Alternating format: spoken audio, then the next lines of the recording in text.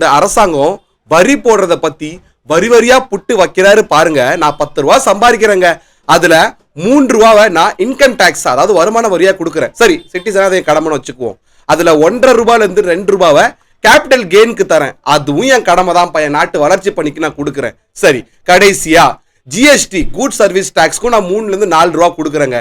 அப்போ ஒரு 10 ரூபாயில என்கிட்ட எவ்வளவு மிச்சம் வருது? 4 ரூபாய். அப்படி ஒரு வருஷத்துக்கு கணக்கு போட்டா 4 மாசம் வருமானம் தான் என்கிட்ட இருக்கு.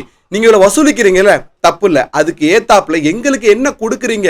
ப்ராப்பரான ஹெல்த் கேர் தர முடியுதா? கிடையாது. ப்ராப்பரான டிரான்ஸ்போர்ட் இருக்கா? கிடையாது. நல்ல இன்ஃப்ராஸ்ட்ரக்சர் இருக்கா? கிடையவே கிடையாது.